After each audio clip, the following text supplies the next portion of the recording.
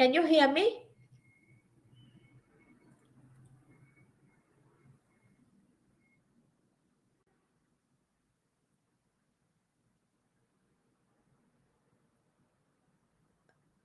What do you understand by qualitative research? We did that last time in our first class. It's about collecting data. Direct. It is direct meaning. What do you mean by direct?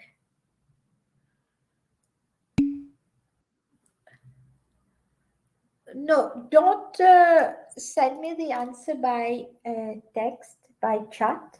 You please answer. I don't want to see any chat with answers.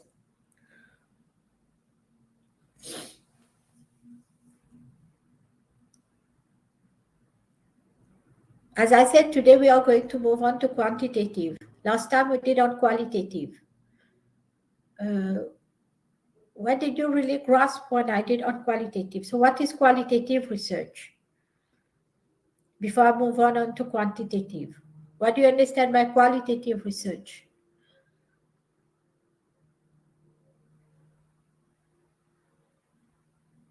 Have you been able to read a little bit?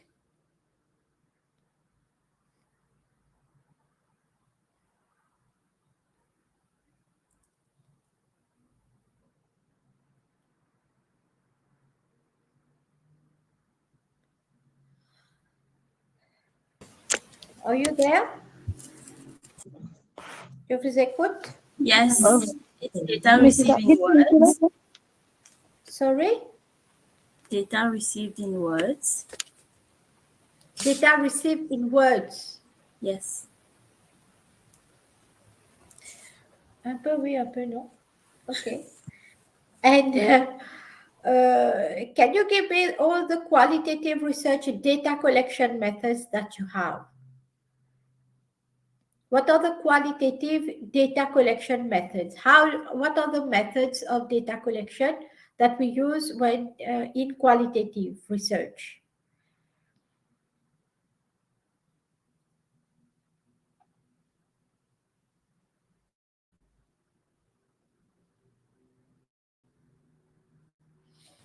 Interviews.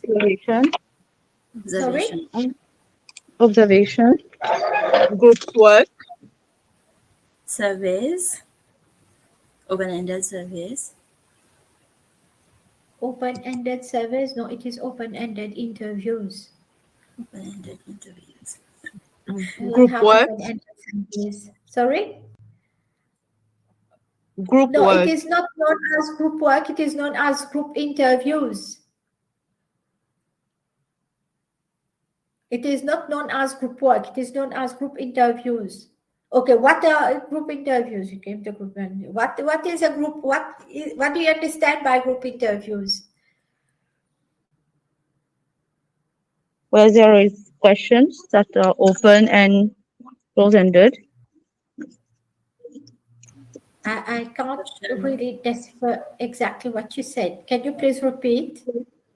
Where there are the open-ended questions and so on. Yes, normally interview, they are open-ended questions, but what exactly are group interviews? We did all that in our first class. Discussion with a group of people. And then discussion about what? A group of people of how many people? A group of 8 to 10 people. Yes. And discussing about what?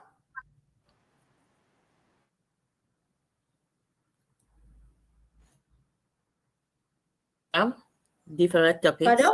relating to Pardon? the people. It can be different topics. This is for group interviews. And then apart from group interviews, what do you have also? Still in qualitative research.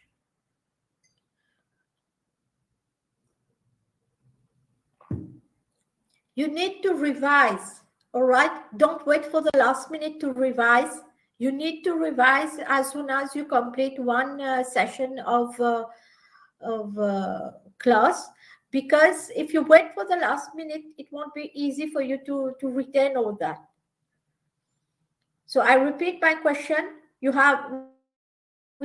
have talked a little bit about group interviews. Then what else? Apart from group interviews, what else do you have in qualitative research? We have focus group. Yes, what are focus groups? In focus group, we talk about a defined topic, one defined topic. Yes, good. Good. I see that you don't revise, please. A good advice, I would advise you to read at least these slides that I send you. I have sent you all the slides beforehand so that you can just read about them and to try to understand the slides, right? So that when I'm doing the class, you can still grasp it easier if you have read it beforehand. This is the first thing. Second thing, try to find some time during the week after we have done one class just to read the slides that I have put. It won't take you much. At least read the slides so that you can just grasp everything that we have done for you to understand next class what is going on. We have done qualitative first time. Now we are going on today to do on quantitative, which is quite different from qualitative. All right. So let's move on to qualitative. It is unit 3. Yes, right? So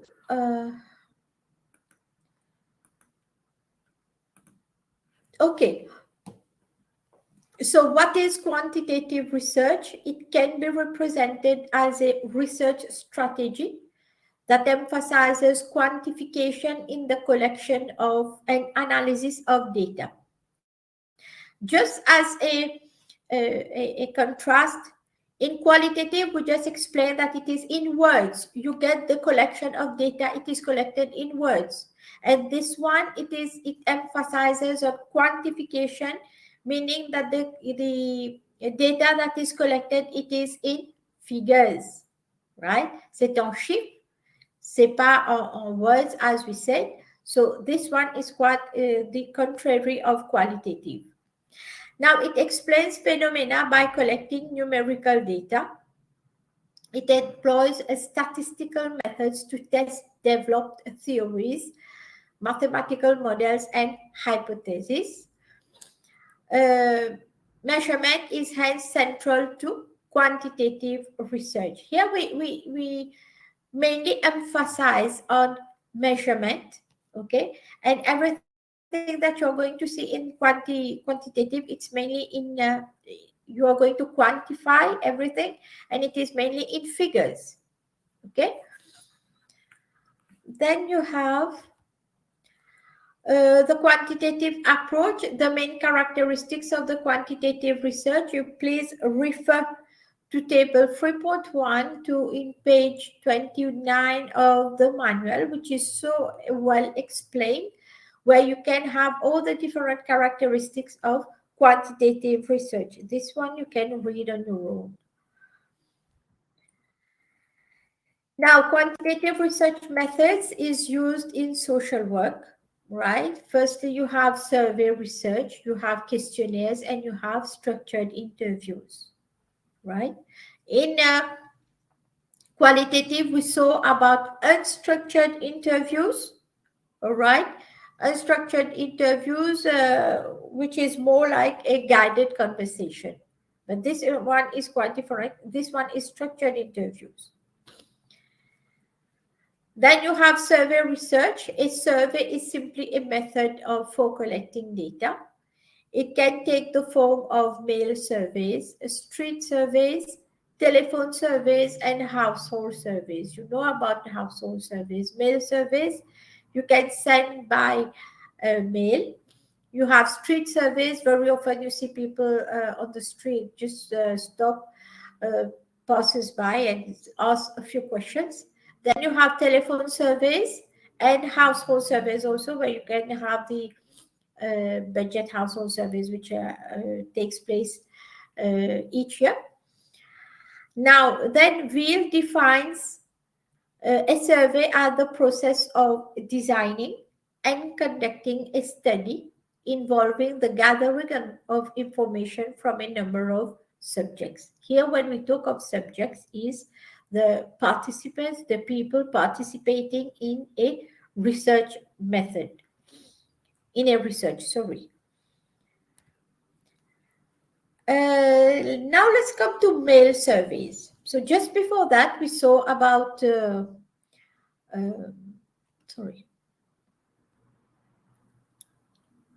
we saw about it can take the form of mail surveys. So let's see about mail surveys a bit in detail. Now, mail or postal surveys are very commonly used where residents are being surveyed. Questionnaires are mailed or posted to respondents who fill in and return them to the researcher. I'm sure you must be quite used to that. Very often you get questionnaires by mail or being posted to you, where you have to fill in and return that filled up questionnaire to the researcher. Okay. Now, success of a mail survey will depend on factors such as the interest of the respondent. Yes, this is very important because very often you get the questionnaires by mail, which is regarding a certain field of study or a certain subject, which doesn't interest you at all, or you don't know anything at all regarding that subject. So filling up that questionnaire would become quite weird because you don't really know and you don't know what the answer you're going to give. Secondly, the literacy of the respondent, whether the respondent is able to understand what is going on, what is being asked, right, in that questionnaire. And also you have the language used, the language which is being used in the questionnaire. Very often, normally, questionnaire should should have questions which are quite easy to understand, quite simple language. But very often you have people who cannot understand that language used in questionnaires. Now, the length of the questionnaire. A too lengthy questionnaire become quite a bore for you to just fill it up, and you say, okay, I'm fed up with that. You start it and then you say, okay, I'm fed up with that. You just turn pages and pages. You see the length, and it becomes very. It's quite bored for you. Now, the complexity of the questionnaire. Now, if it is a complex questionnaire, it is quite difficult for you. You won't be interested in answering that questionnaire. Now, the design of the questionnaire also is quite important because if it is too lengthy, as we said before, or it is quite difficult for you to understand, then the geographical coverage of the study, right? Geographical coverage of the study, meaning where you have where these questionnaire have been sent. Normally, questionnaire can be sent on a wide geographical area, right? Now, any incentives such as token or prize, very often you have questionnaires which come up with a, okay, you have answered this questionnaire, you can be having like a sort of a token. A token is like maybe sending you 100 rupees for your prepaid telephone, right, by Mighty or MTEL. You can be having a gift of 100 rupees on your phone. So these are any incentive where people, they normally, they do that just for you to get that incentive to fill up that questionnaire. Okay. Do you have any question on this part before I move on further? Est-ce que c'est clair ce bout-là? Any question? Si vous avez des questions, vous me demandez avant qu'on continue.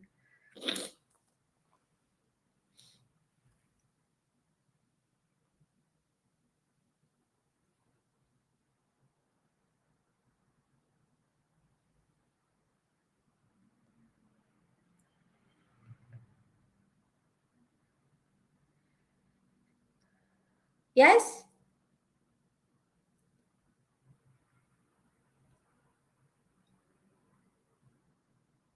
Pas de questions?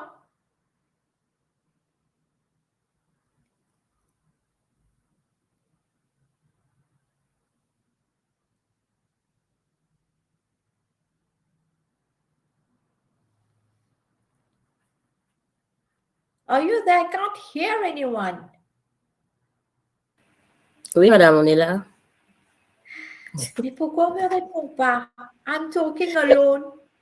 Madame, est-ce que ça marche même ça, Sorry? Est-ce que ça marche même ça? Des fois, les personnes même viennent à la maison, vous êtes... Les gens sont un peu agacés, mais est-ce que ça marche même ça, le mail? The response rate, ça dépend. Comme je vous dis, the response rate, it might depend because ça dépend à quelle fréquence la personne va remplir le questionnaire. Okay? It all depends whether the person is going really to fill up that questionnaire. On peut mettre ça de côté, de l'autre côté. But I guess when you, as you said, when they come in front of you, they are here, maybe the chances of getting filled up, of these questionnaires getting filled up is a little bit more than those being mailed. I guess it's very often the response rate is quite low regarding mail surveys. Okay.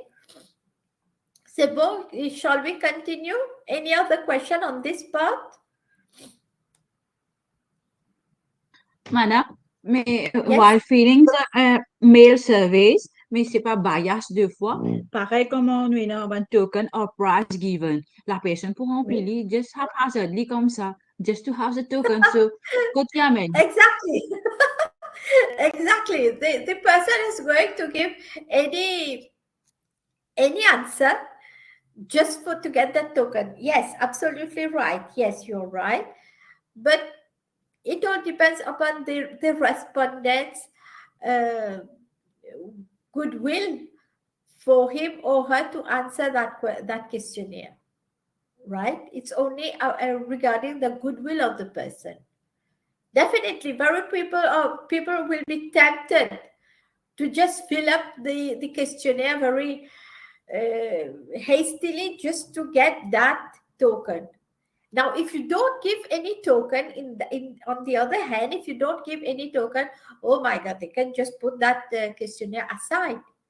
When putting that questionnaire aside, this is where you are going to get a low response rate.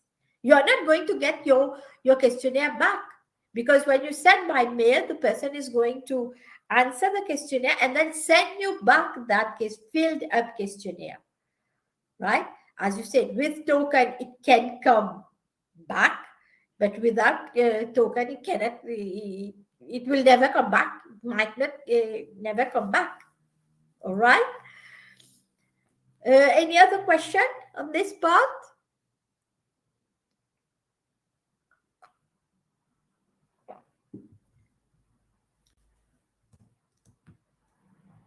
Ça va, c'est bon? Can I just move on?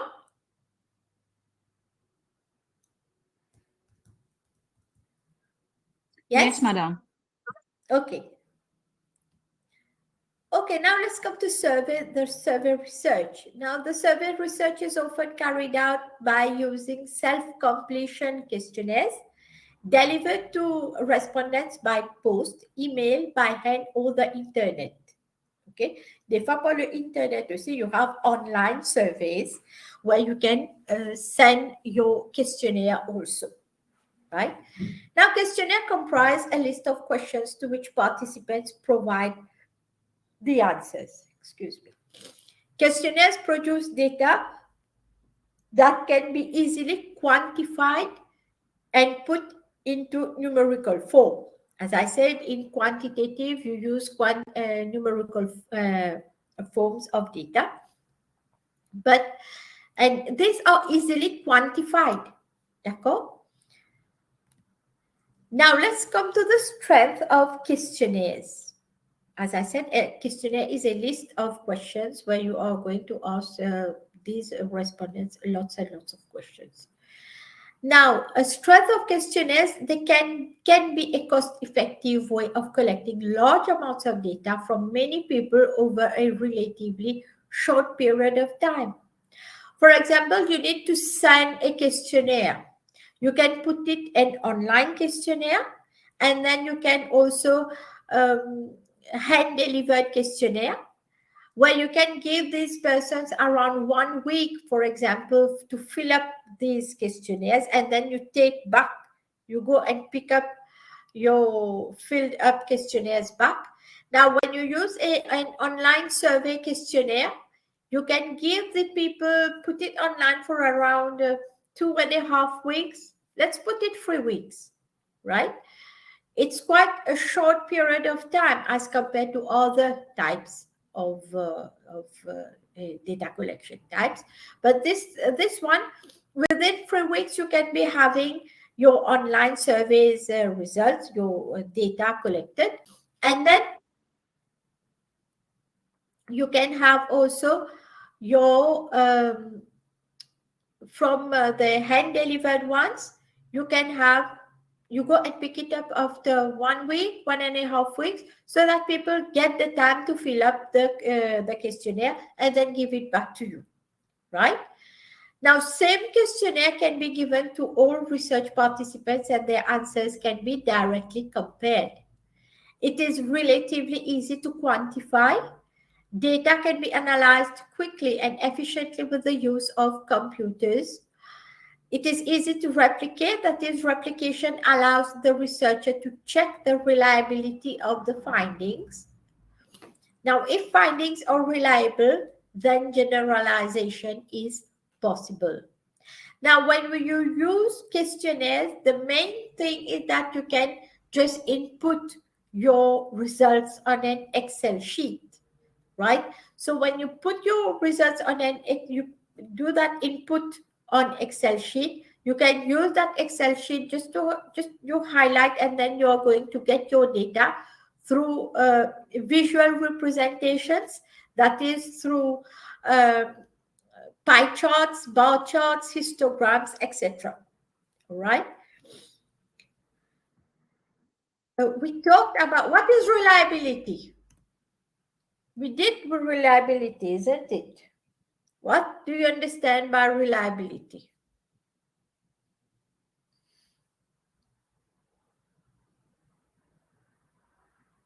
What is reliability?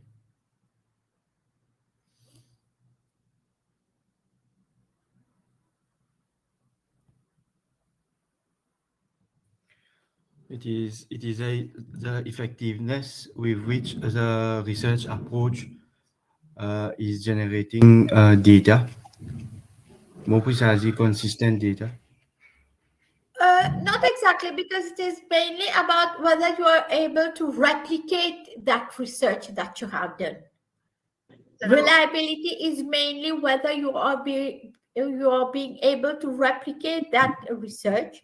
Now, what do we mean by replicating a research? It is by using the same method, okay, using the same method and arriving at the same, more or less same results.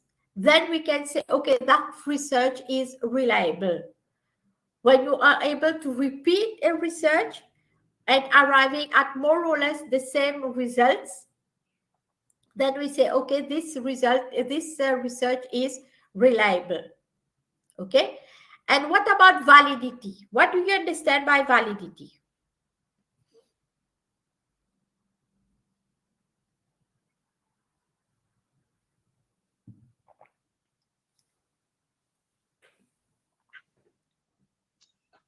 How Yes? true, Madam, how true and how far the result can reflect the reality?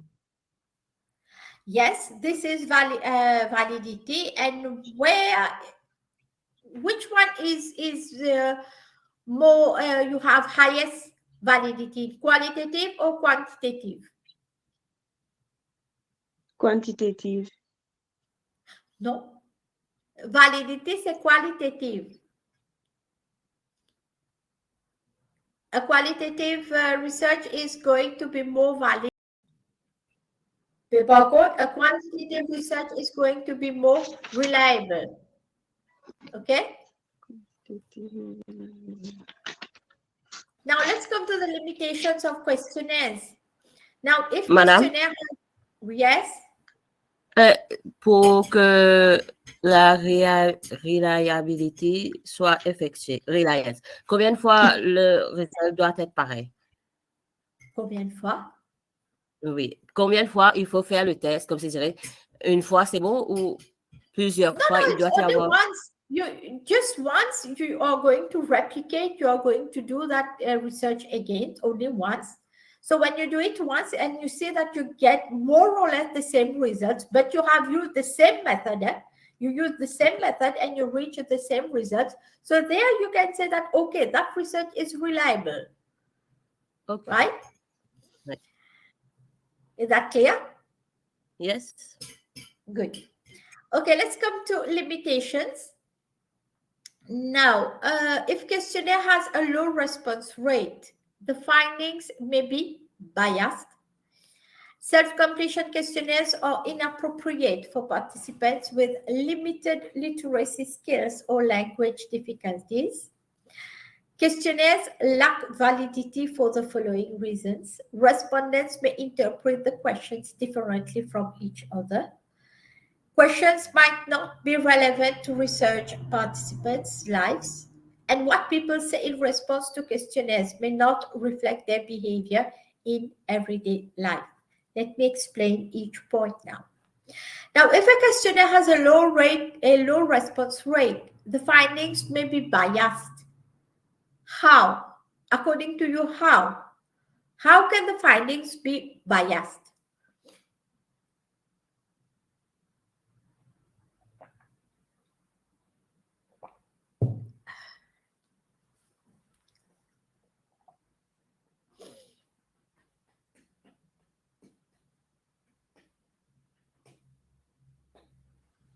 If, Madam, if the response rate is low, that means Yes.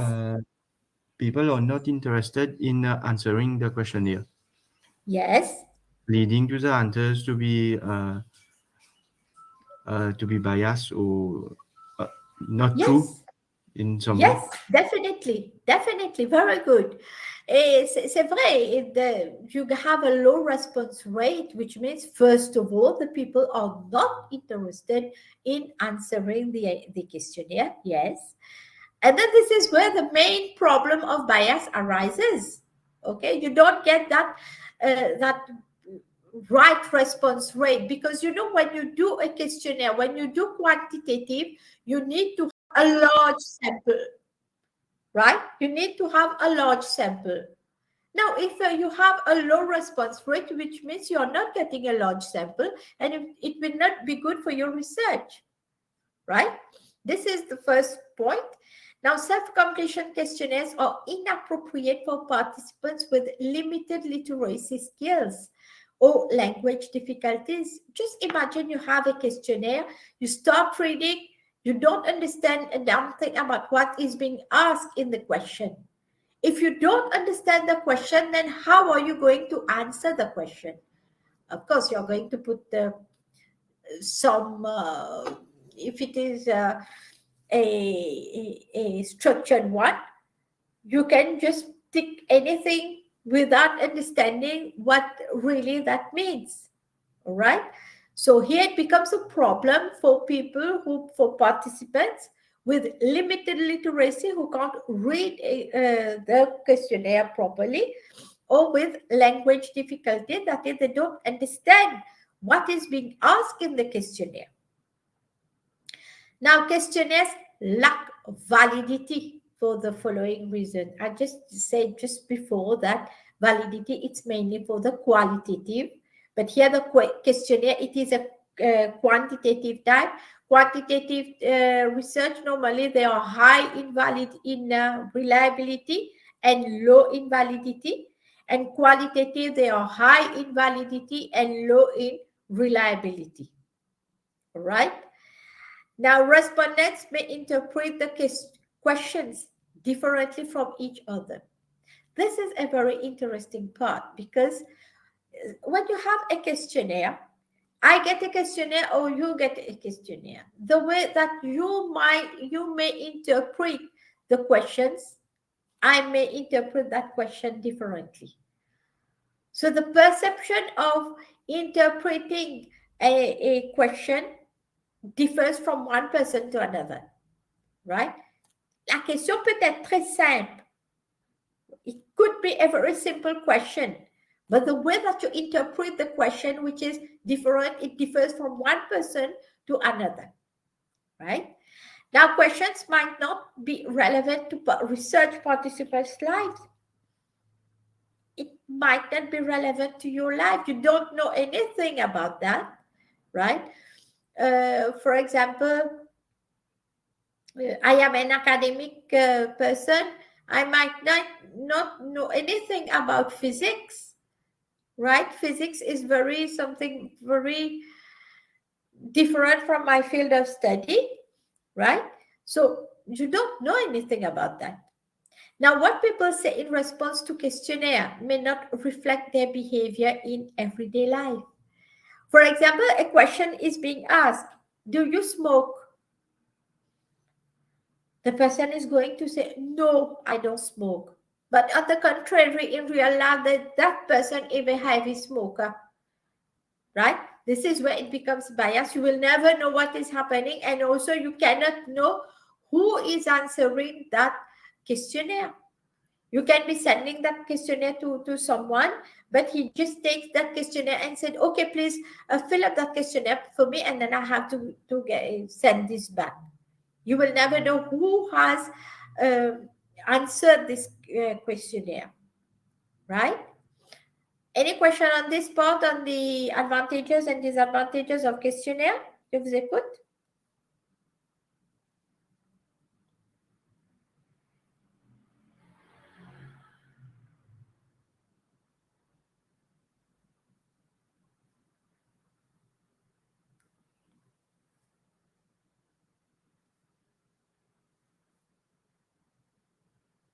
Yes?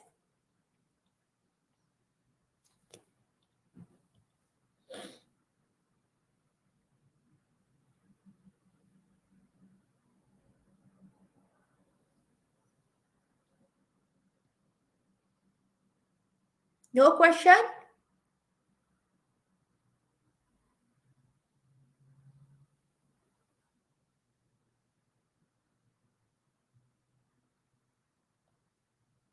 On me répond? Oui?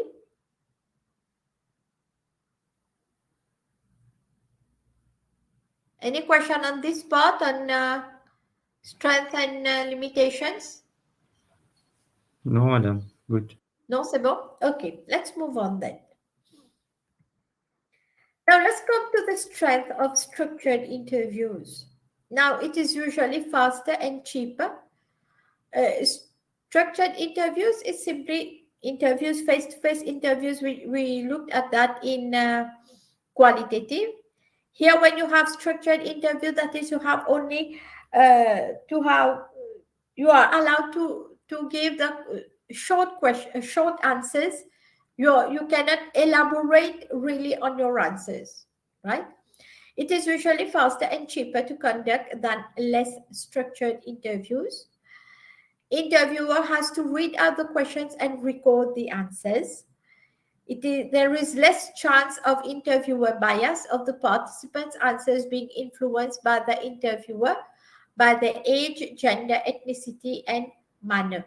Okay, so it's simply just when, for example, when you go to apart, of course, when you go to the PSC, you go for an interview, you are being asked questions. It is quite short questions with demanding short answers, unless you are asked to elaborate on a certain answer, right? Otherwise, they are short answers, so they are quite fast and cheaper to conduct, right? Now, the limitations. Now, from an interpretivist perspective, standardized interviews cannot provide rich data or meaningful insights into people's life. With closed questions, the researcher determines the possible answers in advance. Participants have little control over the interview and no opportunity to qualify their answers or to introduce issues that reflect their concerns. Interviewer bias can reduce the validity of the findings. Now, participants may give answers that they see as socially acceptable and positively viewed rather than reveal their true thoughts, notably on controversial topics. Okay, now I'm going to explain these points one by one. Now, from an interpretivist perspective, standardized interviews cannot provide rich data or meaningful insights into people's lives, right? So, as I said, when you have structured interviews, you have only a question and you have to give straightforward answers. Unless you are being asked to elaborate on that. In that sense, you do not get rich data or meaningful insights into people's life. You get only a small snapshot of whatever is being asked. You don't get a full, as we should say, a full expose of the people's life. Okay, you don't get meaningful insights. You don't get in-depth and valid information of people's life. Now, with closed questions, the researcher determines the possible answers in advance. What are closed questions? What do you understand by closed questions?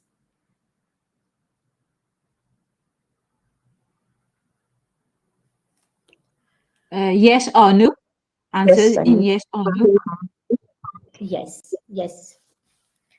So when you have closed questions, it is the researcher, he can determine the possible answers which can have from the respondent. Now, participants have little control over the interview and no opportunity to qualify their answers or to introduce issues that reflect their concerns. As I said here, you cannot really elaborate on your answer unless you are being asked to. Otherwise, you can only give a small answer, a straightforward answer, but you cannot qualify these answers or introduce any issues that you want to raise up. You cannot do that. Now, interviewer bias can reduce the validity of the findings. Okay. Participants may give answers that they see as socially acceptable and positively viewed rather than reveal their true thoughts, notably on controversial topics. Especially as I took the example, whether you smoke, you said no. When you said no, this is a socially acceptable answer. This is what the person wants to hear. Quelque part. But you are not revealing your true thoughts, because in reality you are a heavy smoker, right? So this is where participants, they give answers which are socially accepted. That is what the researcher wants to hear, all right?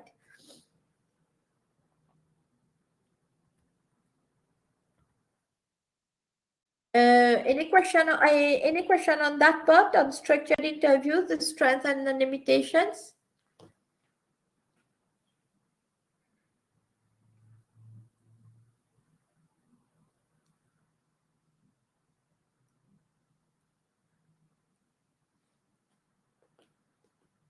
Je vous écoute.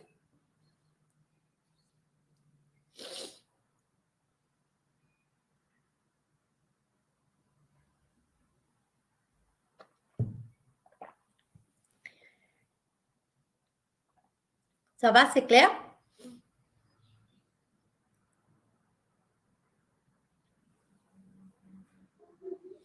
Oui, c'est bon. C'est bon. Okay, good. Before I continue, this comes to my mind. Before I continue, so for you, it will be on. Okay. We have our next class on the 7th of October, isn't it? Yes? Yes, madam. Yes. It will be face-to-face. Yes. Yes. Yes. Okay. In fact, I am preponing the class of 18th November. I'm going to send you and I'll put it as an announcement on Blackboard. You please check your on Blackboard whether any announcement I have not yet. I have not yet put it there. So I'm preponing our last class of 18th of November. I'm preponing it for I forgot the date. Anyway, I'm going to send you an announcement on Blackboard. Then we are going to prepone that class of 18th, and it will be during the weekdays, as from 7:30. All right. I'll send you by next week. By next week, I'll send you so that you can know. So we will have the face-to-face class on the 7th of October. Then there will be that prepone class which will come afterwards. Then we will have our last class on the 28th of October. Voilà. D'accord? La dernière classe va être le 28. Ou sinon, on aura that prepone. I'll send you an announcement on Blackboard. C'est clair?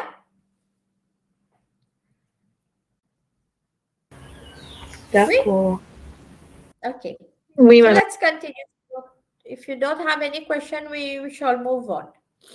Now let's come to sampling techniques. It provides a span of methods that allow the researcher to reduce the amount of data required by considering only data from a subset rather than from the entire population. Okay, this is where we take a sample. We are not going to do research on the whole population, but we are going to take a sample of the population. Now, sampling techniques used, it depend on, first of all, you have the nature of the study, the scope of the study, the cost incurred, the time available, and the excuse me, and the logistics available. Now, a sampling frame is a list of members of the populations to be studied. An appropriate sampling frame readily available in Mauritius is the Register of Electors or telephone directories. In these two types of Register of Electors and telephone directories, you can have a sampling frame, because in these two things you are going to have practically all the people in the country. However, listings have drawbacks. Not everyone is included. Certain groups are likely to be underrepresented, and some young people are unlikely to vote.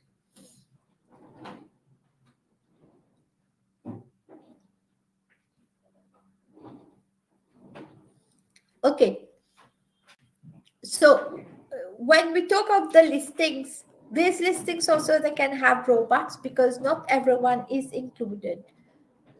According to you, who is not included in that listing? Let us take a listing of Register of Electors. Who is not included?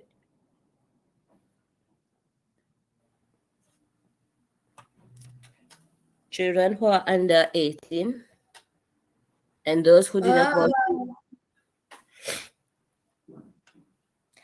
I'll write. Okay. Those who are not And then you have to take, pardon? those who did not want to register themselves also. Oui, carrément. They simply don't want to register themselves. Yes. We have non-residential Mauritius also. Oui. Oui. Louis. Now you have certain groups who are likely to be underrepresented. Who are those who are underrepresented?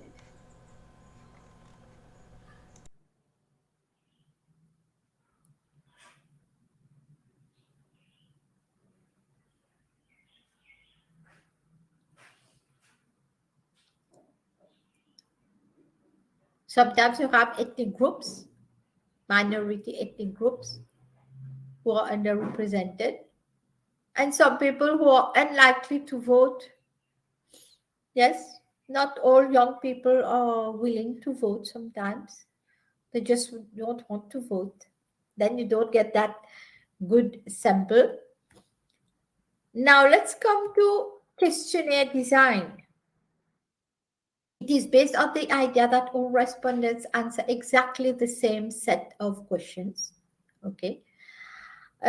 Questions must mean the same thing to all respondents so that their answers can be directly compared.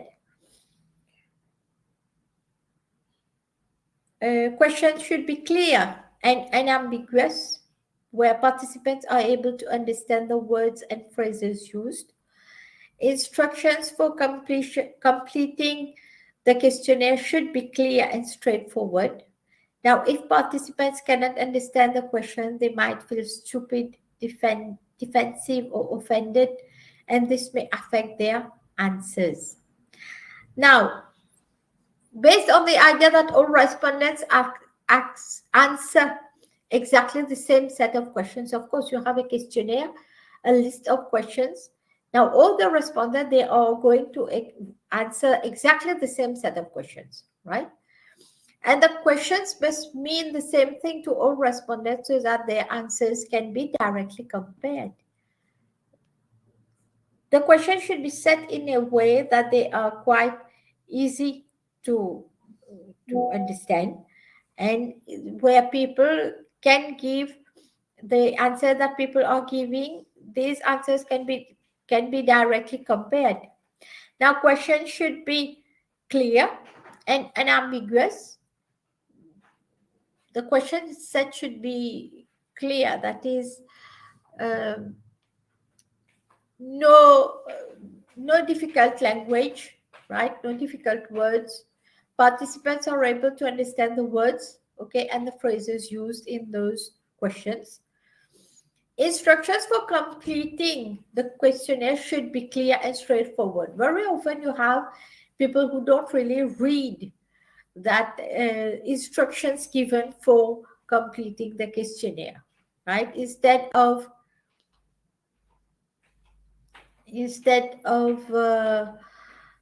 putting they just put a cross some here and there where they found the answer, the probable answer, without maybe it is instructed to circle the question, but they just give because they have not read the instructions given at the top before starting filling up the questionnaire. Now, if participants cannot understand the questions, they might feel stupid, defensive, or offended, and this may affect their answers. Very often, people, when they read, they say, "Ayo, what's happening? What is that asking? I don't understand anything." So they just give an answer here and there. Okay, I'll just give that answer. Maybe it's a right one. Okay. Now, any question so far? Vous avez des questions jusqu'à présent?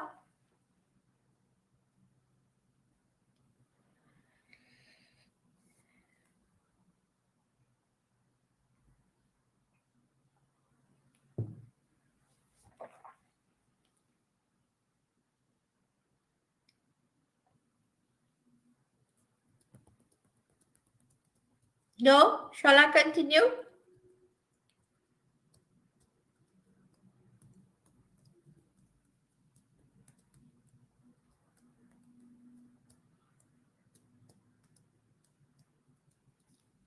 Okay.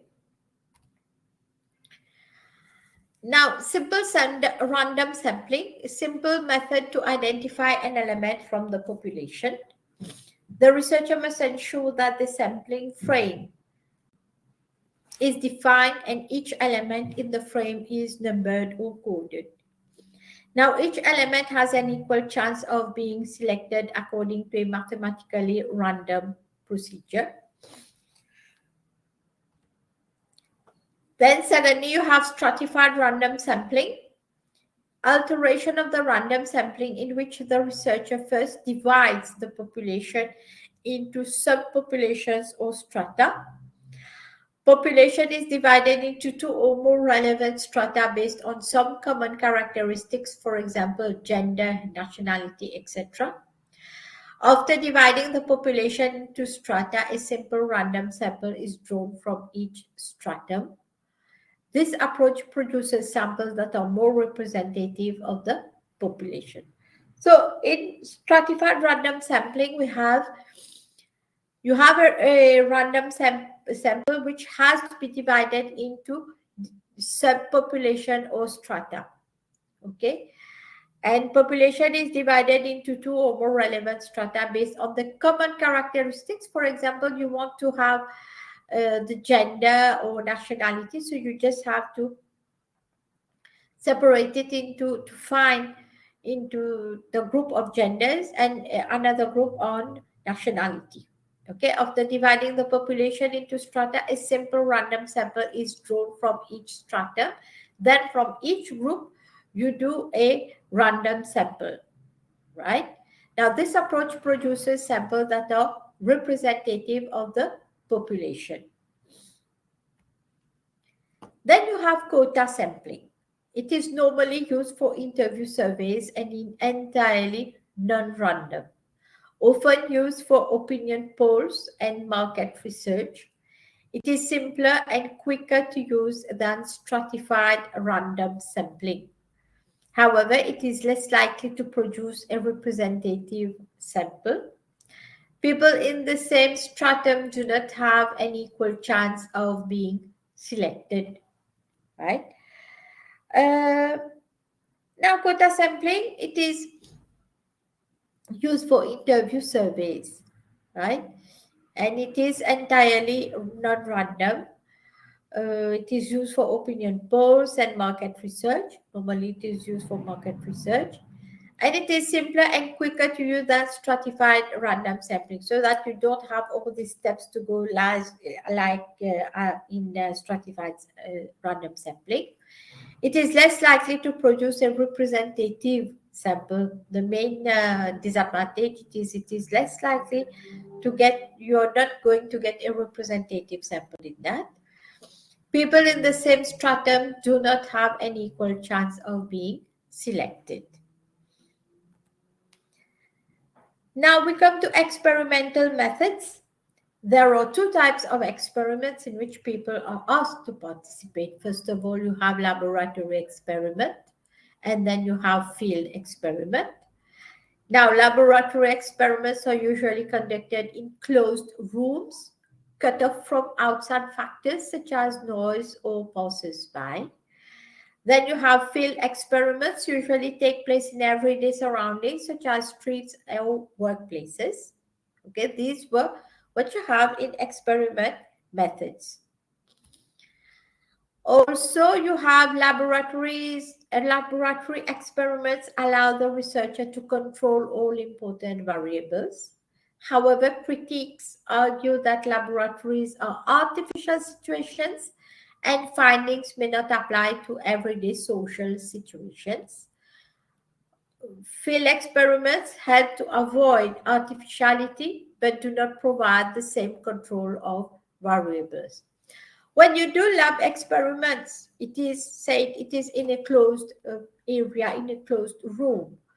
And very often they are being criticized because they are artificial situations, and the findings that you have from lab experiments, they do not apply to everyday social situations because they do not reflect what is going on in the society as such. It is only what is happening within that closed room. Now, both laboratory and field experiments are criticized for experimental effect and experimental bias. Now, experimental effect is any unintended impact of the experiments on the participants. Okay, when you do an experiment, you have a participant.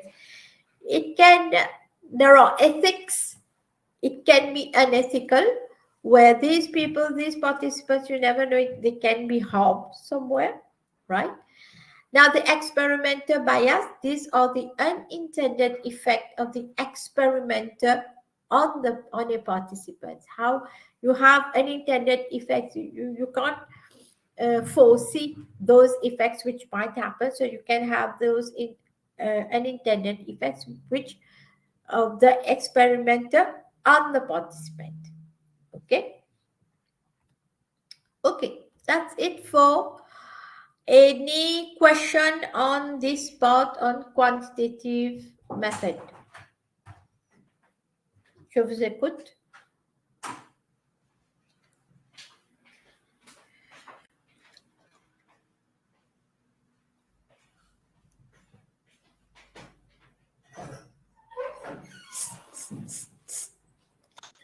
Madame? Yes. An example de the unintended effect of the experimenter on the participant.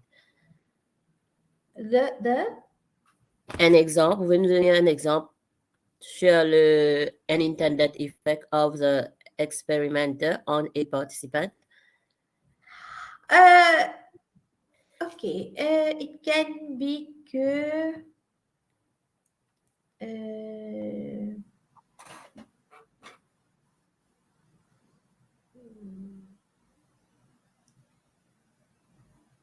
the way that the experimenter is approaching the participant, la façon dont il parle aux participants, or maybe he can be putting some pressure on the participant. You need to do this, malgré if the participant doesn't want to do that. Okay, as compared to the first one, the impact is that this can have a harmful impact on the participant. Là, on parle de l'impact. Le premier, on parle de l'impact that the experiment can have on the participant. It can have a harmful impact. Celui-là, c'est clair? Oui. OK. Maintenant, le deuxième partie que vous m'avez demandé, what are the unintended effects? It may be that the experimenter is putting pressure on the participant. Okay, you need to do that, malgré que la personne ne veuille pas faire ça. This is an unintended effect. It can have an effect on the participant. D'accord? D'accord. Okay, any other question? Les autres, vous êtes là? J'entends une seule personne qui me parle, ou at least 2 persons only who are talking. What about the others? On dort, on m'écoute, on suit pas. Hein? Madam, can you please explain again on the stratified random sampling? It's not very clear. Okay, I'll get back to that. Let me get back to the stratified. Okay. Stratified random sampling, I'll explain from there. So alteration of the random in which the researcher first divides. Okay, imagine you have a population. You have one large population. Stratified into strata means groups. So you are going to divide that population into groups. Okay? Let us say we want to find, dans la population qu'on a, we want to know about gender. We are going to take one group gender and another group, disons nationality, we are going to find another group nationality. Just imagine you have one large sample of population, right? and then you are going to divide this whole population into subpopulation or strata, which is known, for example, you want to check on gender, and nationality. Okay, so you have, give me 1 minute, please.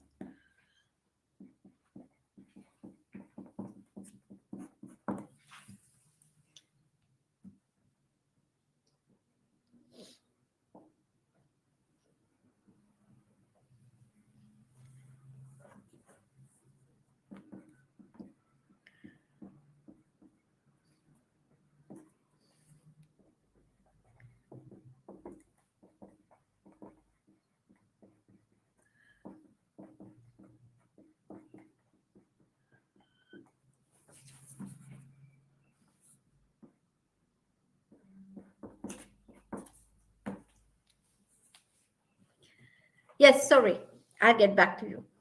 So imagine you have one whole population and you want to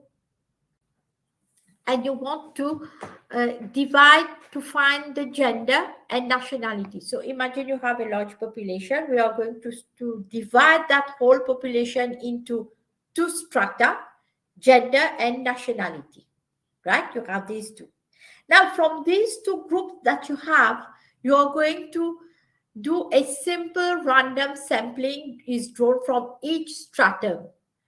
Gender is a strata, nationality is a strata. You are going to do simple random sampling in each of these two stratum, that is for gender and nationality, and whatever group the outcome you are getting, this will be a representative of the sample. C'est clair? Yes, madam. Good. C'est clair? Vous avez compris, Monsieur Cassi? Yes, madam. Yes. OK. C'est juste que you take one big sample, one big population, you divide that big population into what you want to have more, to be specific in that population. You want gender as specific, you want nationality as specific. So you divide that population into these two strata. Now, when you have these two stratum, you're going to do random sampling in each stratum. Then you're going to get your representative population. C'est clair? Yes. OK, good. Any other question? Je vous écoute. N'hésitez pas.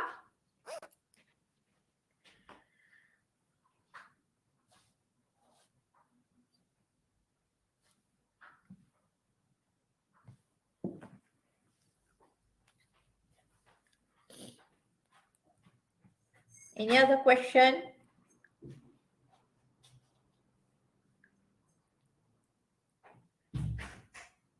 Je vous écoute.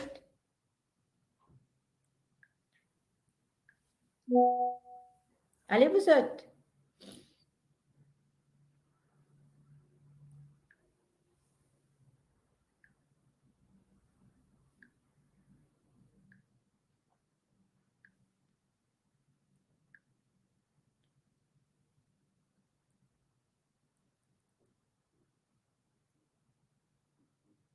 Madame, Yes?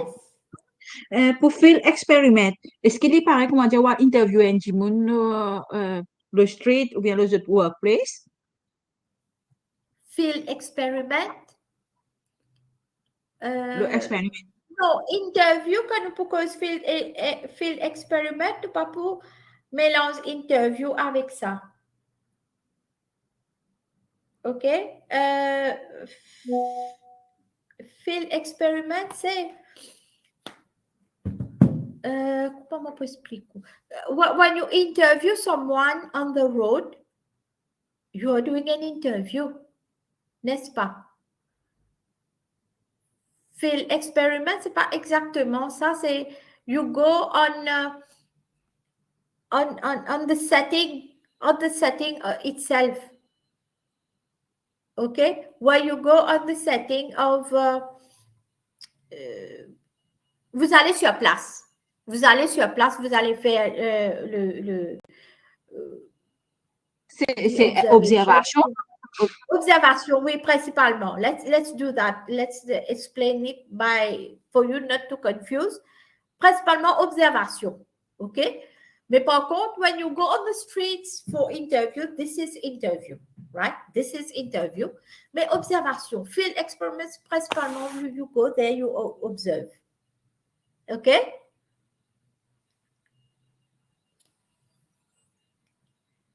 Any other question? Je vous écoute.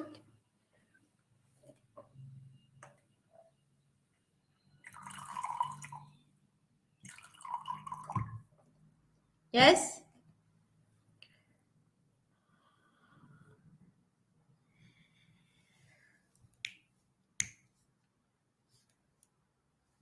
Pas de question?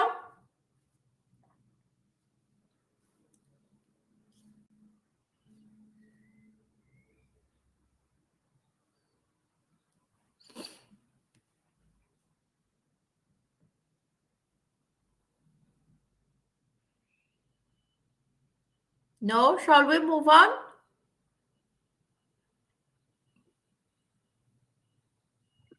Oui, madame. Okay, so let's move on to the other. Let's move on to the other one.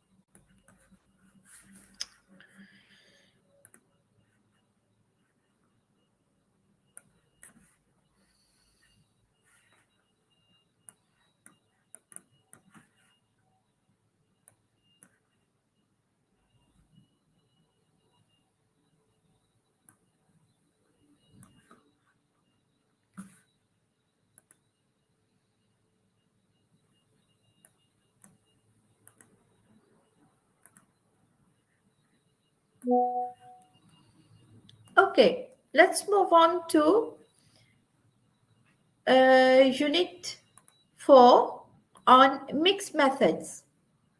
All right?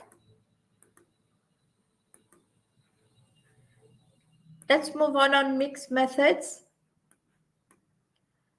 Voilà. So we have seen on qualitative, we have seen on quantitative. Now let us move on a mixture of these two, right? Which is known as mixed method. Now, what is mixed methods research? Mixed method research is used as a simple shorthand to stand for research that combines quantitative and qualitative research within a single project. That is, when you have a research to do, you can be using both of them, qualitative and quantitative. It is a research that combines research methods that cross the two research strategies. Now, mixed methods research, they allow either the qualitative findings to explain the quantitative research or results or vice versa, thereby enhancing the validity and reliability of the study. The qualitative data are primarily used to enhance the quantitative approach. It aims to capitalize on the strength of both quantitative and qualitative approaches, and thus results will be more credible and reliable.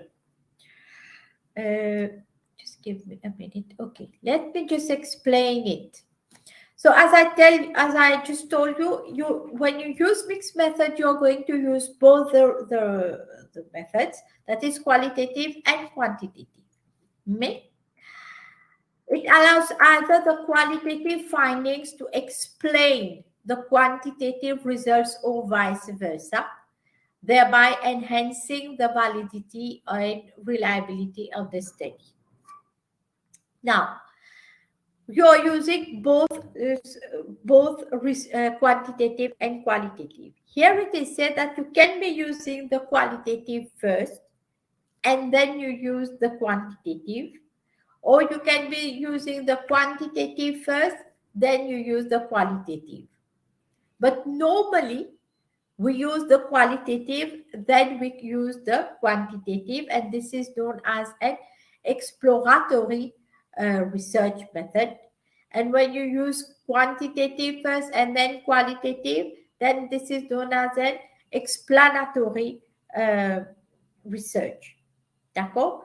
So how is it that you use the qualitative and then you use the quantitative?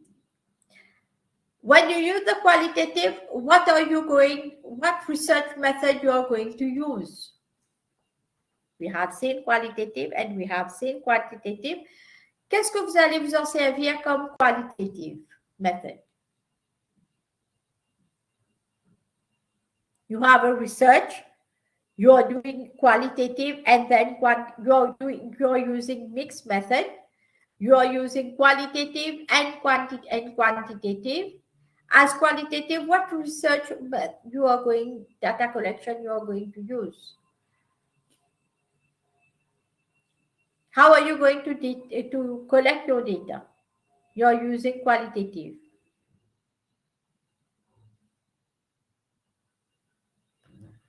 Allez-vous seul.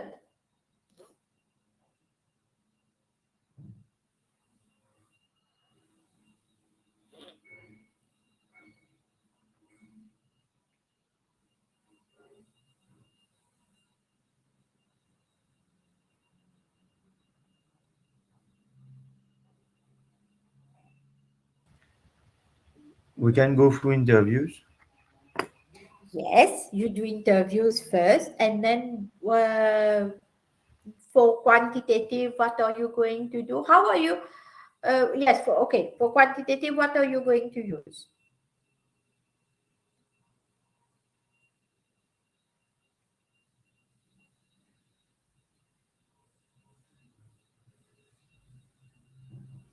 Like questionnaire. Yes. Yes.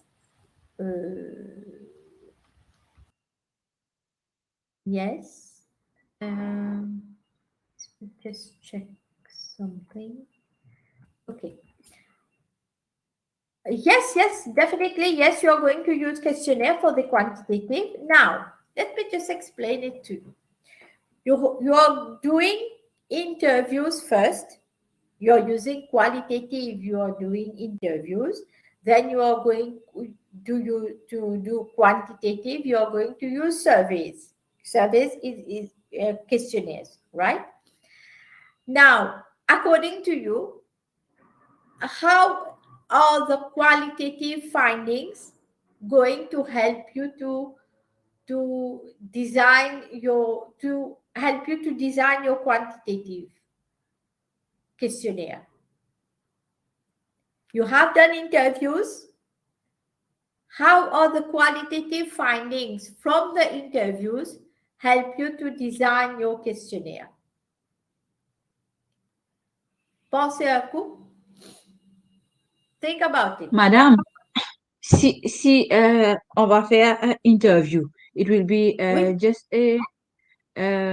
the response could be yes or no. If it is yes, most of them are yes, let's say, then we can prepare, then we know the person might be interested in giving all the information for quantitative. No. When you are going to do interview, you are going to do face-to-face interviews. Now, when you do face-to-face interviews, it is not going to be a structured interview. It will be an unstructured interview. You don't do structured interview in qualitative. You do unstructured interviews where you need to have the more and more insights into the person's experience or the person's point of view. what you're telling me, it is you're doing structured interviews. No, we don't do structured interviews in qualitative. In qualitative, we go ahead with unstructured interviews. Is that clear?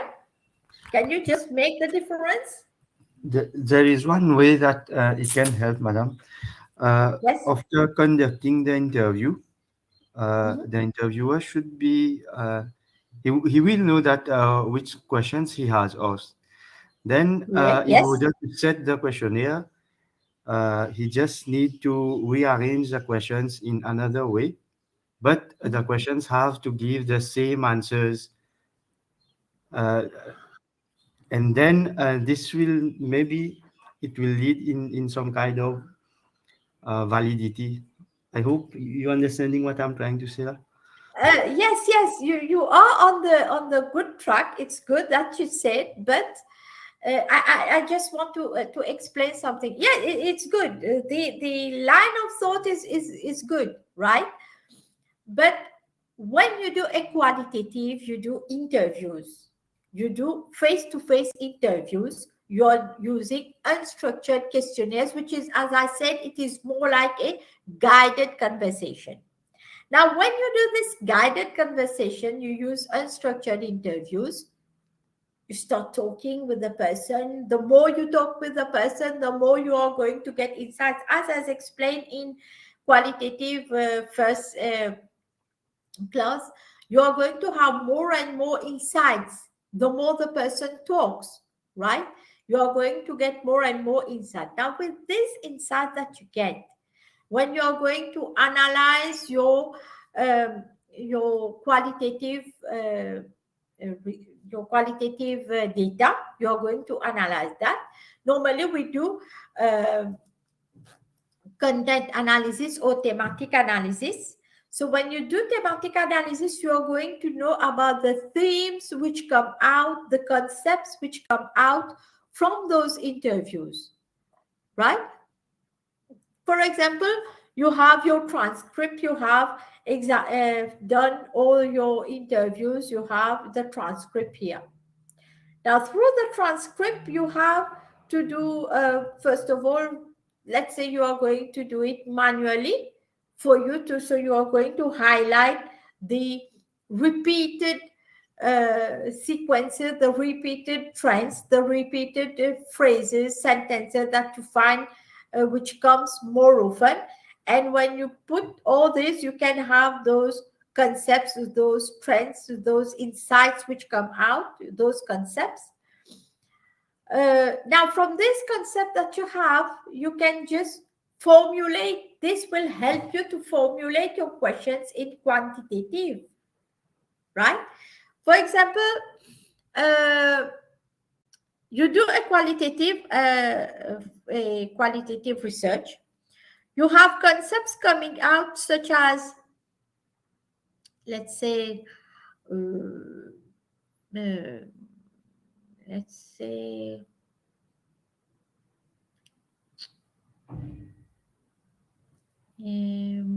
let's say you have spousal support. Okay, you have one first insight which emerges, one first concept which emerges, which is spousal support. Then you have another one which is work demands, another one which is family demands. All right. Now you can use these concepts just to formulate your quantitative questionnaire. D'accord? So you have been using the insights, the results that you have got from the qualitative, and from that you are going to design your quantitative questionnaire. Is that clear?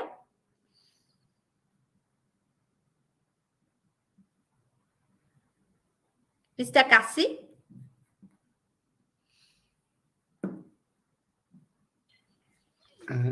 Yes, madam. Est-ce que vous avez compris? It's more or less the same line of thought that you have just told me earlier, but I'm just explaining to you how exactly it happens when you use the qualitative findings to formulate your quantitative results, to formulate your quantitative questionnaire. All right? My view was Yes. actually in terms of validity and reliability, the answers that you get from the interviewee or the person you would interview.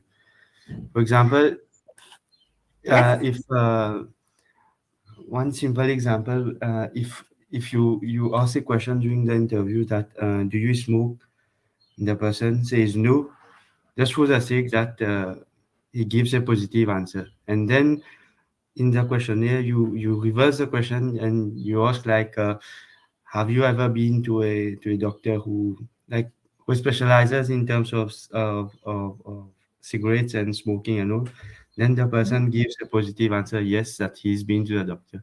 And if a person he does not smoke, why would he go to the doctor who considers to smoke? Exactly, Then you exactly. can get You a see, this positive becomes answer. it's something which is vice versa, because very often people, they forget what they said, right? They just forget what they said. But what they forget what they said, but you can have this as a mix of questions and answers for you to get that most valid answer that you need for your research. It's exactly that example that you have taken. It's a very nice one, because really it shows that the answer that you have got in the questionnaire over there, how you're going to formulate it for the interview. Sorry, the answer that you have got for the interview, how you're going to formulate it in your questionnaire, right?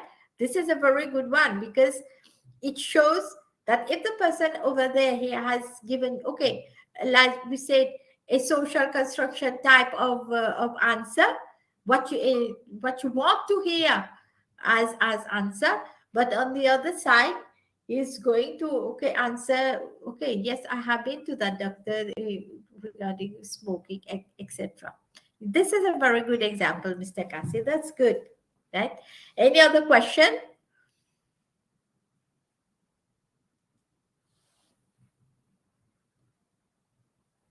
No? Okay, I'll move on to triangulation. It is concerned with the application and combination of several research methodology in one study. It looks at the same phenomenon from more than one source of data to elaborate research problem.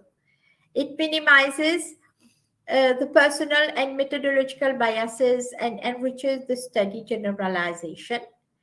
Now, it seeks to check the validity of findings by cross-checking them with another method in order to increase the quality and depth of the results, right? Now, when we do triangulation, we are more concerned with the validity and reliability of a research. This is where we do triangulation. Now, triangulation, you can be using, of course, les deux, qualitative and quantitative, and more than this also, right? It looks at the same phenomenon from more than one source of data. Okay, it can be using, as I said, qualitative and quantitative to elaborate the research problem. But more specifically, the triangulation, it really it lays emphasis on the reliability and validity of a research. Okay. Now let's come to the sequential and concurrent research designs. Now, sequential research design involves either the quantitative phase first being carried out, then subsequently the qualitative phase, or vice versa. Okay. So as I said earlier, you can have the exploratory sequential research design, where you use qualitative first, then you use quantitative, or you can have the explanatory sequential research design, where you use quantitative first, then you use qualitative. On a dit vice versa. Now, concurrent research design does not use data emerging from the sample selected from one phase in the other. Instead, data obtained from both samples are combined and interpreted at the data interpretation phase. Right? Now, when you have concurrent research design, it does not use data emerging from the sample selected from one phase into the other phase. C'est-à-dire pas from qualitative into quantitative or quantitative from to qualitative. Instead, data obtained from both samples, that is the samples of qualitative and quantitative, they are combined together and interpreted at the data interpretation phase. Okay, so here you take the data that you have obtained from the sample of qualitative and the data obtained from the sample of quantitative. You combine all these two and then you interpret them together when you do data interpretation. Okay. Now let's come to the uses of mixed methods. Now, sociologists see no problem in combining methods that some might see as more appropriate for one or the other approach. Now, mixing methods can generate different types of data within a study. A qualitative data would provide rich data and meanings, while quantitative data would provide reliable and generalizable findings. What you need to be clear, what should be clear in your mind is that when you use qualitative data, this will produce rich data, which is high in validity. And when you use quantitative data, it is high in reliability. You just think about that and it won't be difficult for you to really understand. So qualitative data, they are going to yield rich data which is high in validity, and quantitative data, they are high in reliability and the findings are generalizable. Now, by mixing methods, the researcher can draw on the strength of several different methods to obtain a more detailed picture and reduce limitations of one method, right? So, when you are mixing these two, you can get the strength as exactly, Mr. Kasi, you really rightly say, took the example where you can see the strength of one strength and limitation of one research method to another. When you took that example of smoking, so you can see that strength in one part, and in the other one it becomes a limitation, but where it can draw on the strength of several different methods to obtain a more detailed picture and reduce the limitations of one method. Now, using one method can help to develop another method. For example, information from in-depth interviews can be used when designing a questionnaire to make it more relevant to participants, right? You can very well use that information from the qualitative to design your questionnaire. Now, mixed methods are used in the process of triangulation. When you do triangulation, you are going to use mixed methods. Now, what is the debate between quantitative and qualitative research methods? Now, constant disputes among proponents of quantitative and qualitative methods over the superiority of their respective research methods. That is, which one is more interesting to be used, which one is more superior than the other one. Now, quantitative method claims to be providing hard and generalizable data, where qualitative research culture emphasizes deep, rich, and observational data. Comme je vous ai dit, it gives that validity. It's very strong in yielding valid information. I'm talking about qualitative data, qualitative research. And quantitative methods, they claim they yield those hard and generalizable data. Now, quantitative researchers are criticized for their narrow and superficial way of collecting and analyzing data and for being numerical and descriptive in nature. Quantitative researchers are unable to take into account human perceptions and group feelings. The focus on the closest match to answers which have been preset. Questions might reflect researchers' views rather than views of respondents. And major criticism levels against qualitative studies are their subjectivity, limited scope and difficulty in replicating the research carried out. Now, quantitative researchers, they are criticized for their narrow and superficial way of collecting and analyzing data and for being too numerical and descriptive in nature. It's only fixed. That is, they are going straight forward to get numerical data instead of getting the more insights into that what they are looking for. Okay. Now, quantitative researchers are unable to take into account human perceptions and true feelings. There is no human perception, no true human feelings when dealing with that, with figures, isn't it? You are getting that perception, you are getting people's true feelings when you do face-to-face, unstructured interviews. This is where you are going to ask people, you are going to probe into the questions, you are going to probe into people's lives, you are going to into people's point of view, perceptions about one specific phenomenon. Okay. Now the focus on the closest match to answers which have been preset. When you use quantitative, you have those sets of answers already there, right? And questions must reflect the researcher's views rather than the views of the respondent. It is the researcher himself or herself who is going to put the answers, the preset answers, isn't it, when you do a survey? It is mostly the researcher's own point of view. It is not the participant's own point of view. Right?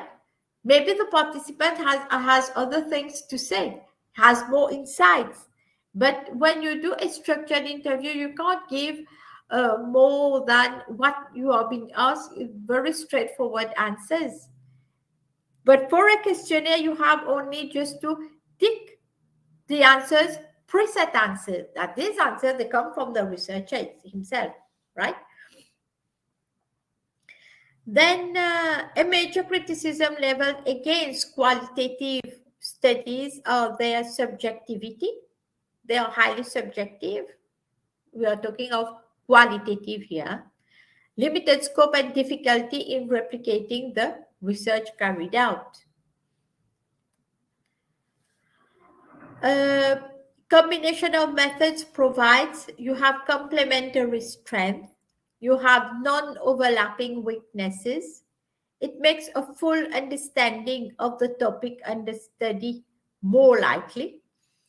It offers the best opportunity for answering key research questions under investigation. Now, researchers can select the right dosage of qualitative and quantitative content to reach the approximate mix needed to answer research questions.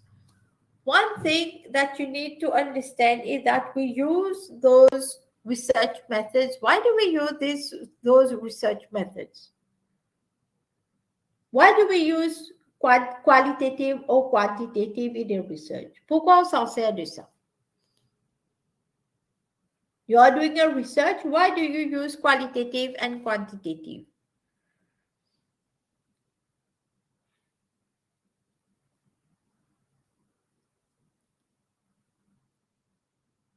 Madame, parce qu'il y a reliability et validity. Non.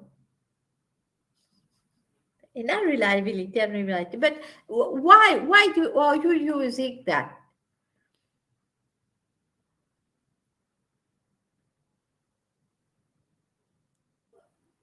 This is because you need to answer your research questions. Okay? You need to answer your research questions. For example, you have a research to do, right? You have a research to conduct. You need to conduct a research. You have your research aims.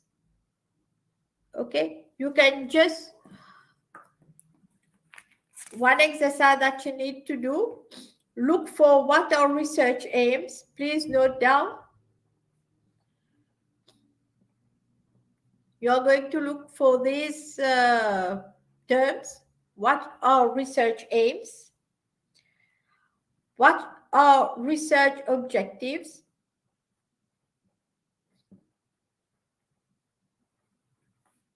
And what are research questions?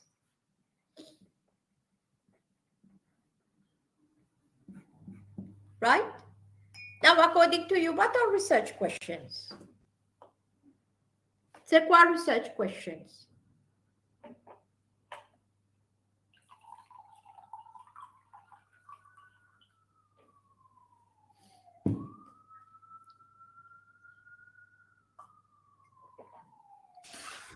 The questions that are related to the field of study, the field of the research.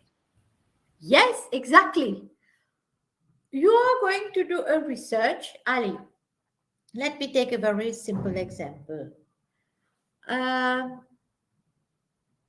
Okay, let me take the example of my own research that I did. Okay, I did a research on work-family conflict.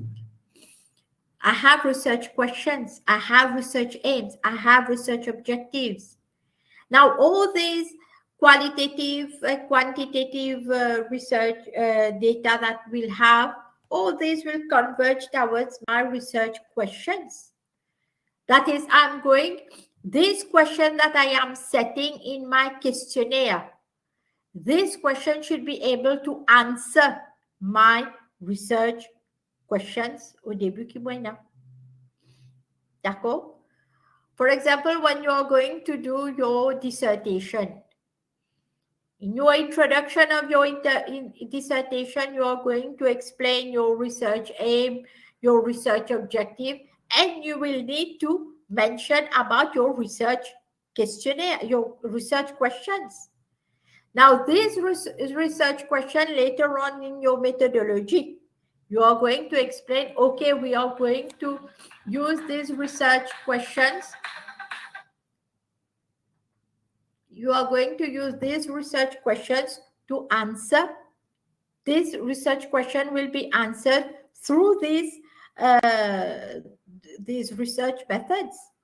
Now, the questionnaire that you are going to set, the questionnaire that you are going to design, right? This questionnaire, they need to answer, to be able to answer the research questions. You can be having 4 to 5 research questions. This questionnaire should be able to answer these research questions. D'accord? So I would advise you, try to look for research aims, research objectives, and research questions. D'accord? C'est très important. Et pour pouvoir répondre à tous les research questions, this is where we use a mix of research methods. This is where we use qualitative and quantitative. Now, the thing of validity and reliability, it comes when you need to know how valid your research is and how reliable your research is. Okay? So, look for that. You can understand better where you have research questions, where you have research objectives, etc. Any other question?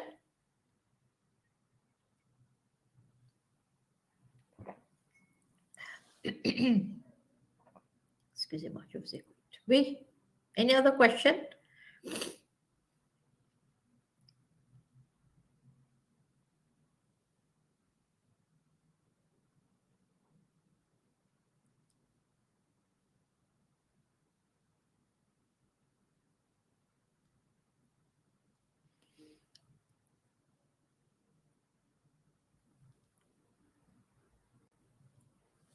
Yes, It's okay, madam. good. Any other one? Any question? I'll be sending you a few additional notes, of course, which are going to find time to read. Please find time to read.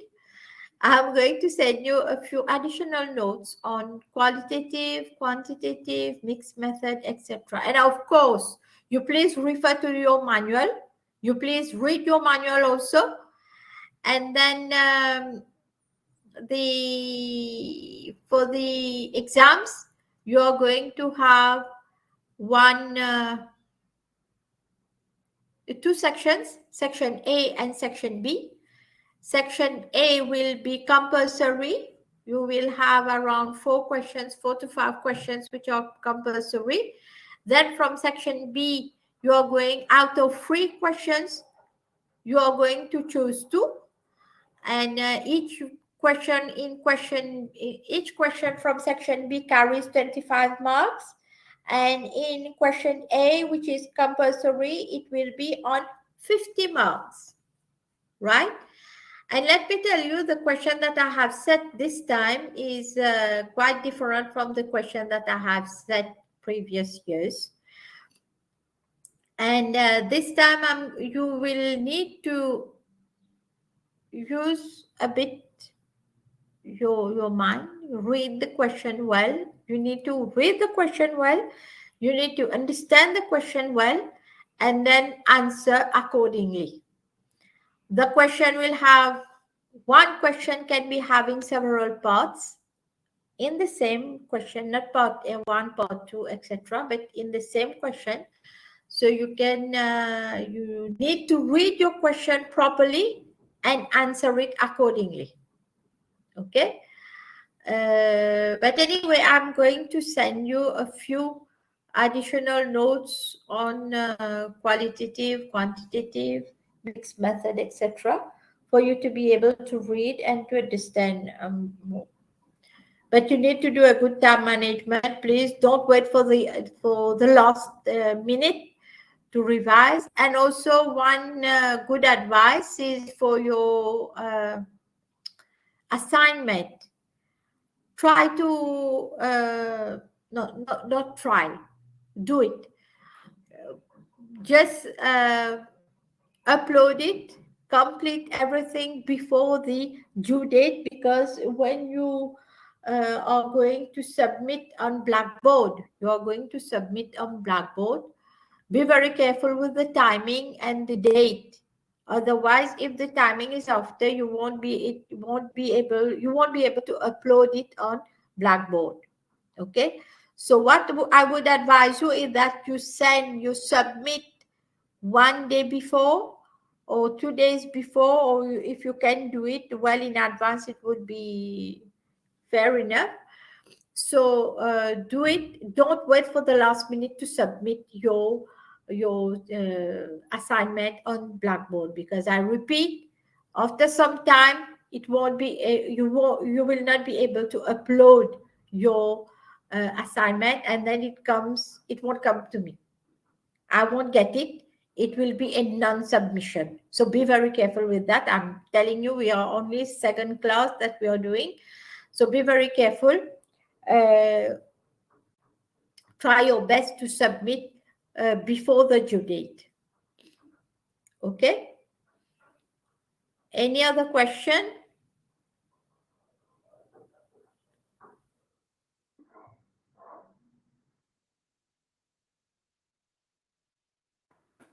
Vous écoute?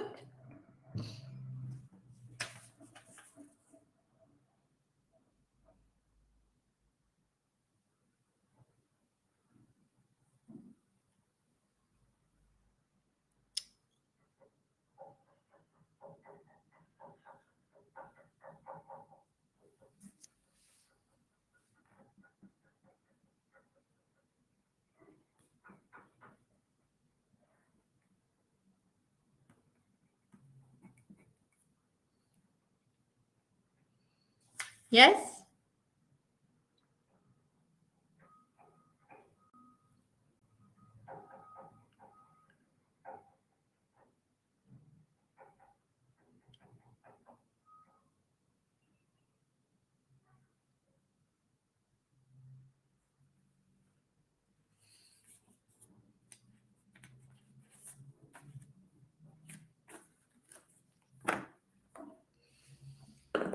Any question?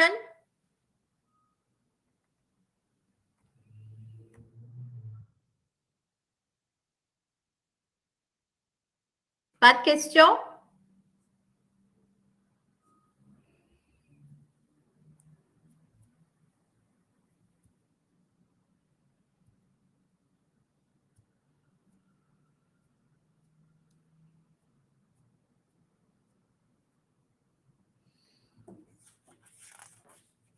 So you're going to look for research aims.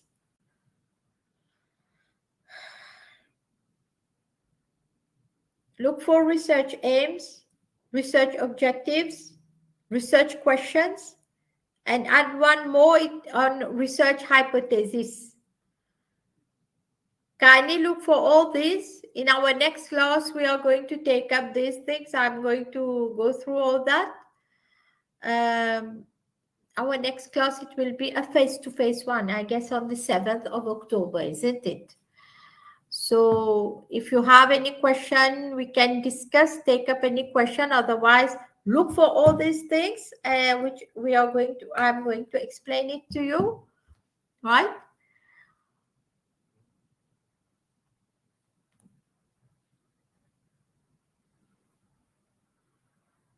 Je vous écoute, any question?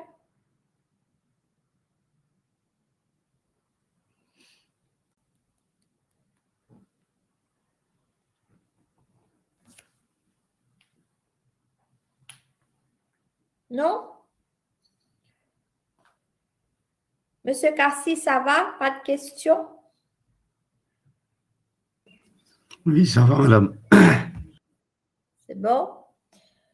As I said, when you read your notes again, and I'll try to send you a few notes as soon as possible.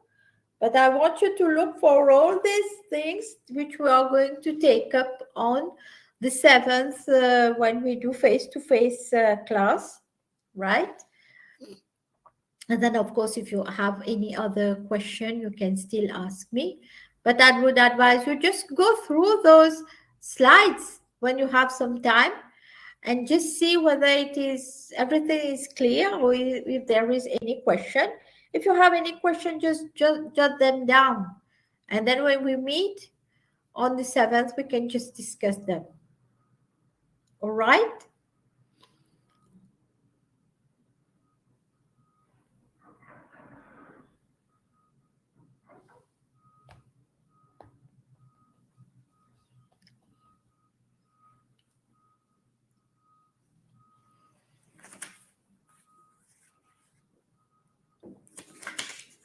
Toujours pas de questions?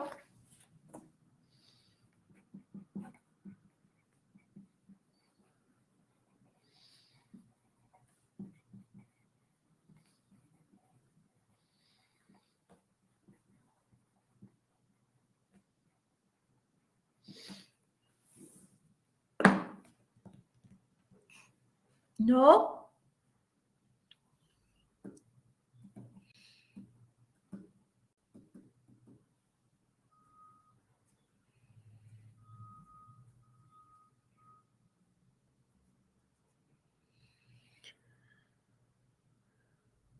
Okay, if you don't have any question, so we'll call it a day. We'll meet on the 7th of October. In the meantime, if you have any queries, you can still call me up, or you can send me an email and a message on Blackboard, okay? Or you can just text me or call me up if you have any question. All right? C'est bon?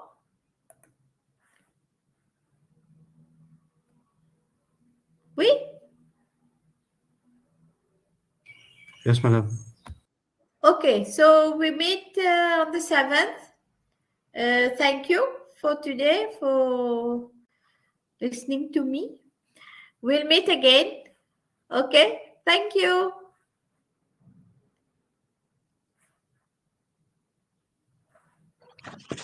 Au revoir, madame. Merci. Okay, bye-bye. Thank you. Bye. Bye.